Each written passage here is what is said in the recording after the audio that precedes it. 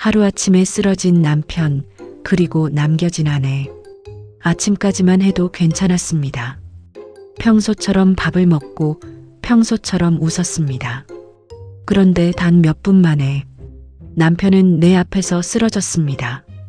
그리고 나는 그날 이후 혼자 남겨졌습니다. 그날 아침은 평범했습니다. 아무것도 다르지 않았습니다.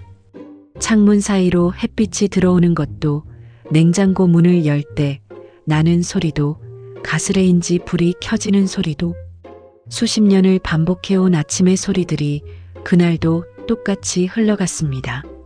나는 새벽같이 일어나 된장국을 끓였습니다. 특별한 이유가 있었던 건 아닙니다. 그냥 냉장고에 두부가 있었고 남편이 된장국을 좋아했으니까요. 양파를 송송 썰고 두부를 네모나게 잘라 넣고 국간장으로 간을 맞추는 동안 라디오에서는 뉴스가 흘러나왔습니다. 무슨 뉴스였는지는 기억이 나지 않습니다. 귀에 들어오지 않았으니까요. 그냥 소음처럼, 아침의 배경처럼 흘러갔습니다. 남편은 늘 그랬듯 식탁에 앉아 국을 한 숟갈 뜨고는 잠깐 멈추더니 말했습니다. 오늘 국이 참 맛있네. 나는 대수롭지 않게 대답했습니다. 맨날 먹는 건데 뭘 그래요? 그 말을 하면서 나는 싱크대 쪽을 보고 있었습니다. 남편 얼굴도 제대로 보지 않았습니다. 그저 손을 움직이며 다음 할 일을 생각하고 있었습니다. 빨래를 돌려야 하나, 오늘 장을 봐야 하나. 그런 아무것도 아닌 생각들. 남편은 그 말에 조용히 웃었습니다. 저는 그 웃음소리를 들었지만 돌아보지 않았습니다. 왜 돌아보지 않았을까요? 왜 그냥 지나쳤을까요? 그 순간 한 번만 고개를 돌려 얼굴을 마주봤다면 어땠을까요? 수없이 많은 밤 그 생각을 했습니다. 밥을 먹는 동안 우리는 별말을 하지 않았습니다. 무슨 얘기를 나눴는지도 솔직히 기억이 나지 않습니다. 아마 날씨 얘기를 했거나 아니면 그냥 조용히 먹었거나. 수십 년을 함께 살다 보면 말이 없어도 어색하지 않습니다. 그게 오래된 부부의 아침이라고 생각했습니다. 굳이 말하지 않아도 되는 편안함이라고.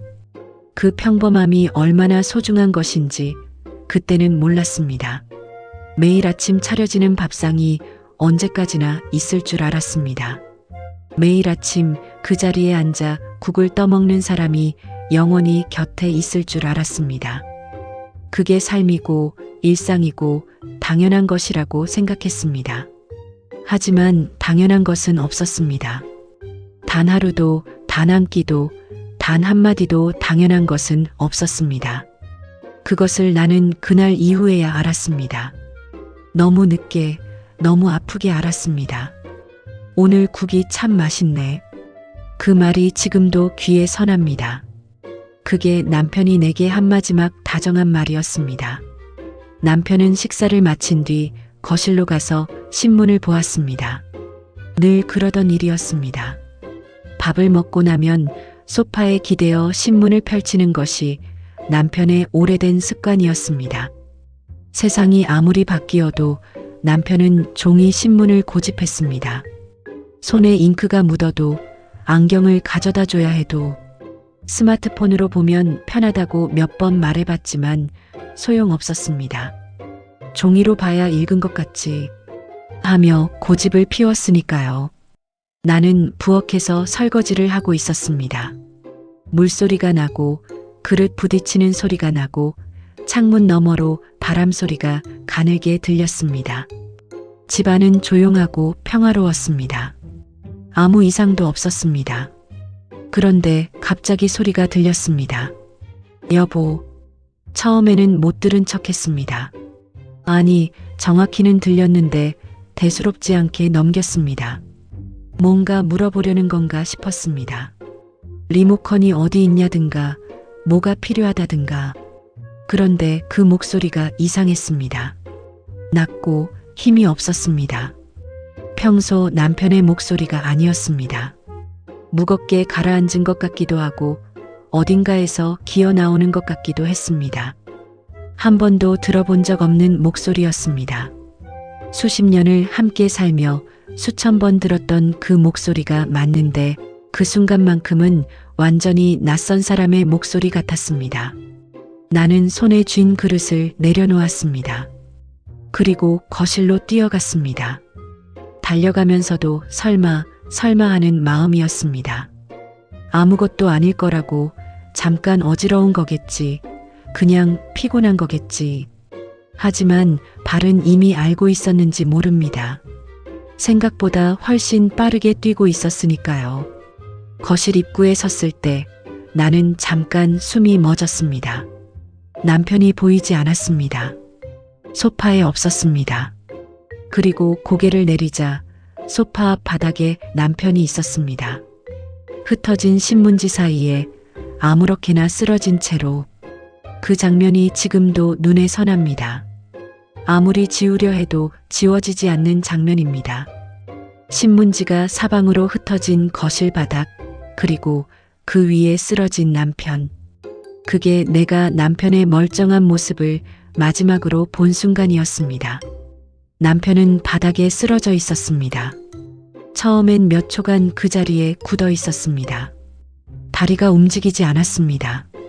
머리로는 뛰어가야 한다고, 이름을 불러야 한다고, 무언가를 해야 한다고 생각했는데 몸이 따라주지 않았습니다. 그 짧은 순간이 얼마나 길게 느껴졌는지 모릅니다. 그러다 정신이 번쩍 들었습니다. 남편에게 달려가 이름을 불렀습니다. 여보, 여보, 왜 이래요? 나 좀 봐요. 남편은 눈을 반쯤 뜨고 있었습니다. 하지만 초점이 없었습니다. 내 얼굴을 보는 것 같기도 하고 아닌 것 같기도 했습니다. 입이 조금 벌어졌지만 제대로 된 말이 나오지 않았습니다. 같은 소리만 나올 뿐이었습니다. 오른손은 바닥을 아무렇게나 짚으려 하고 있었습니다. 무언가를 잡으려는 것 같았습니다. 내 손을 잡으려는 것 같았습니다. 나는 핸드폰을 들었습니다. 손이 떨렸습니다. 화면을 눌렀는데 제대로 눌리지 않았습니다. 손가락이 말을 듣지 않았습니다. 겨우 119를 눌렀습니다. 전화를 받은 분이 뭔가를 물었습니다. 위치를 물었을 겁니다. 나는 말을 했습니다. 주소를 댔을 겁니다. 하지만 그때 무슨 말을 했는지, 어떻게 대답했는지 지금은 기억이 나지 않습니다. 내가 말을 제대로 했는지조차 확실하지 않습니다. 그저 어떻게든 말을 이어가고 있었고 그 사이에도 남편의 손을 잡고 있었습니다. 그 순간 세상이 멈춘 것 같았습니다. 시간이 멈췄다는 표현이 과장처럼 들릴 수 있다는 걸 압니다. 하지만 정말 그랬습니다. 창문 너머 풍경도, 켜져 있던 라디오 소리도, 밖에서 들리는 차 소리도 전부 사라진 것 같았습니다. 오직 남편의 거친 숨소리와 내 가슴이 두근거리는 소리만이 들렸습니다. 나는 남편 얼굴을 보면서 계속 말했습니다. 의식이 있어야 한다고 어디서 들었던 것 같아서였는지, 아니면 그냥 말하지 않고는 견딜 수 없어서였는지 모르겠습니다. 그냥 말했습니다. 구급차가 올 테니 조금만 기다리라고, 내가 여기 있다고, 어디 가지 말라고. 119가 도착하기까지 그 몇 분이 평생에서 가장 긴 시간이었습니다. 챕터 4 구급차 안에서 손을 잡았습니다. 구급차 안에서 남편의 손을 붙잡고 있었습니다. 사이렌 소리가 요란하게 울렸고 구급대원들이 무언가를 빠르게 처치하며 서로 말을 주고받았습니다. 나는 그 소리들이 잘 들리지 않았습니다. 들려도 이해가 되지 않았습니다. 그냥 남편 손만 붙잡고 있었습니다. 그 손이 너무 차가웠습니다. 늘 따뜻한 손이었습니다. 여름에도 손발이 따뜻한 사람이었습니다. 추운 날 내가 손이 시리다고 하면 제 손을 두 손으로 감싸 녹여주던 사람이었습니다. 그 손이 그렇게 차가울 수 있다는 걸 그때 처음 알았습니다. 그 낯설미 너무 무서웠습니다. 평생 내 손을 잡아주던 사람이 아무 말도 하지 못한 채 눈을 감고 있었습니다. 나는 계속 말했습니다. 멈출 수가 없었습니다. 여보, 눈 떠봐요. 나 여기 있잖아요. 대답은 없었습니다. 눈도 뜨지 않았습니다. 산소 마스크를 끼고 있었고 가슴이 아주 조금씩 오르락 내리락 했습니다. 그 작은 움직임이 그때는 얼마나 감사했는지 모릅니다. 숨을 쉬고 있다는 것, 아직 살아있다는 것이 그렇게 소중한 것인 줄 몰랐습니다. 구급대원 한 분이 나에게 말을 걸었습니다. 기저질환이 있냐고, 먹는 약이 있냐고. 나는 있는 힘껏 대답했습니다. 고혈압 약을 먹고 있다고, 몇 년 됐다고. 그걸 말하면서도 눈은 남편에게서 떼지 않았습니다. 한시도 다른 곳을 볼 수 없었습니다. 차가 흔들릴 때마다 남편이 불편할까봐 손을 더 꼭 쥐었습니다. 이 손이 느껴지면 좋겠다고 생각했습니다. 내가 여기 있다는 걸, 옆에 있다는 걸, 이 손의 온기로 전해지면 좋겠다고 생각했습니다. 병원이 가까워질수록 가슴이 더 조여왔습니다. 병원에 도착하면 전부 해결될 것 같기도 하고 병원에 도착한다고 해서 달라지는 게 없을 것 같기도 했습니다. 그 불안이 뒤섞여 숨이 가빠졌습니다. 남편 손은 끝까지 차가웠습니다. 하지만 나는 끝까지 놓지 않았습니다. 병원에서 들은 말은 너무 차가웠습니다. 응급실에 도착하자마자 남편은 이동 침대에 실려 안으로 들어갔습니다. 나는 따라가려 했지만 막혔습니다. 보호자는 밖에서 기다리라고 했습니다. 그 순간 남편의 손이 내 손에서 빠져나갔습니다.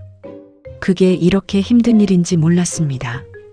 손이 빠져나가는 그 짧은 순간이 그렇게 길게 느껴질 수 있는지 몰랐습니다. 나는 대기 의자에 앉았습니다. 아니, 앉혀졌습니다. 다리가 풀려 제대로 서 있지를 못했습니다. 주변에 사람들이 있었지만 아무도 보이지 않았습니다. 응급실의 소란스러움도, 방송 소리도, 누군가의 울음소리도 전부 멀게 느껴졌습니다. 얼마나 지났을까요?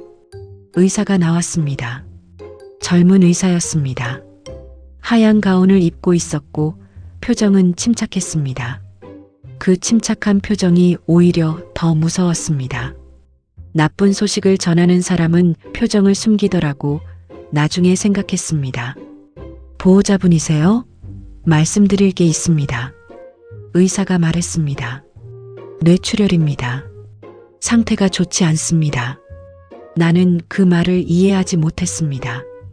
이해를 못한 게 아니라 이해하고 싶지 않았던 것 같습니다. 귀로는 들었는데 머리가 받아들이지 않으려 했습니다. 뇌출혈, 상태가 좋지 않다. 그 말들이 공중에 떠 있는 것 같았습니다. 나와는 관계없는 말처럼. 지금 수술이 필요한데 위험 부담이 큽니다. 나이와 출혈 범위를 고려할 때 의사는 계속 말을 했습니다. 하지만 나는 그 다음 말들이 귀에 들어오지 않았습니다. 머릿속에서 자꾸 아까 아침이 떠올랐습니다. 오늘 국이 참 맛있네. 하던 그 얼굴이 떠올랐습니다. 아침까지만 해도 웃던 사람이 갑자기 생사를 넘나든다는 것이 믿기지 않았습니다. 세상이 이렇게 갑작스러울 수 있다는 게 믿기지 않았습니다. 충분히 이별을 준비할 시간도, 하고 싶은 말을 마저 할 시간도 주지 않는다는 게 믿기지 않았습니다. 어떻게 아침과 저녁이 이렇게 다를 수 있냐고 마음속으로 계속 물었습니다. 아무도 대답해주지 않았습니다. 병실에서 남편을 바라보며 지난 세월이 떠올랐습니다. 중환자실 유리창 너머로 남편이 보였습니다. 기계들이 남편을 둘러싸고 있었고 코에는 관이 연결되어 있었습니다. 숨을 쉬는 것도 기계가 돕고 있었습니다. 그 모습이 낯설었습니다. 평생 한 번도 입원 한 번 하지 않던 사람이었는데 나는 그 유리창 앞에 서서 오래 있었습니다. 자꾸 옛날 생각이 났습니다. 처음 만났을 때가 생각났습니다. 남편은 그때 아무것도 없었습니다. 가진 거라곤 성실함 하나였습니다. 번듯한 직장도 없었고 큰 꿈을 말하는 사람도 아니었습니다. 그런데 나는 왜인지 그 사람이 좋았습니다. 말수가 적었지만 한 번 한 말은 꼭 지켰고 웃을 때 눈이 작아지는 게 좋았고 내가 힘들다고 하면 아무 말 없이 옆에 있어주는 사람이었습니다. 젊은 날 가난했던 시간들이 떠올랐습니다. 단칸방에서 두 사람이 살던 시절, 월세가 밀려 집주인 눈치를 보던 날들, 라면으로 끼니를 때우면서도 웃을 수 있었던 건 남편이 곁에 있었기 때문이었습니다. 아이들 키우며 싸웠던 날들도 떠올랐습니다. 육아 문제로, 돈 문제로, 사소한 것들로 목소리를 높였던 날들, 며칠씩 서로 말을 하지 않았던 적도 있었습니다. 그래도 결국 먼저 말을 건네는 건 항상 남편이었습니다. 밥 먹었어? 그 한마디로 싸움이 끝났습니다. 말없이 내 곁을 지켜준 시간들이 떠올랐습니다. 내가 몸이 아플 때 약국에 다녀오던 뒷모습, 내가 슬플 때 굳이 이유를 묻지 않고 그냥 옆에 앉아 있어주던 것, 내 생일을 한 번도 잊지 않았던 것. 말은 많지 않았지만 행동으로 보여주는 사람이었습니다. 그 모든 순간이 너무 소중했는데 왜 나는 늘 당연하게 여겼을까요? 왜 고맙다는 말을 더 자주 하지 않았을까요? 왜 좋다는 말을 더 많이 하지 않았을까요? 함께 있는 시간들이 언젠가 끝날 수 있다는 생각을 왜 한 번도 하지 않았을까요? 유리창 너머 남편은 조용히 누워 있었습니다. 그 조용함이 너무 낯설었습니다. 남편은 결국 다시 눈을 뜨지 못했습니다. 수술은 했습니다. 의사들은 최선을 다했다고 했습니다. 나는 수술이 진행되는 몇 시간 동안 복도 의자에 앉아 손을 모으고 있었습니다. 기도를 했습니다. 종교가 깊지는 않았지만 그때만큼은 간절히 무릎을 꿇고 싶었습니다. 제발 한 번만, 딱 한 번만 눈을 뜨게 해달라고. 하지만 남편은 의식을 되찾지 못했습니다. 며칠이 흘렀습니다. 아이들이 왔고 형제들이 왔고 오래된 친구들이 다녀갔습니다. 병실 앞에서 다들 울었습니다. 나는 울면서도 남편 손을 잡고 얘기를 했습니다. 들린다는 보장은 없었지만 말하지 않고는 견딜 수 없었습니다. 여보, 나왔어요. 오늘은 날씨가 좋더라고요. 당신이 좋아하는 맑은 날씨예요. 여보, 애들이 왔어요. 다 잘 있으니까 걱정 말아요.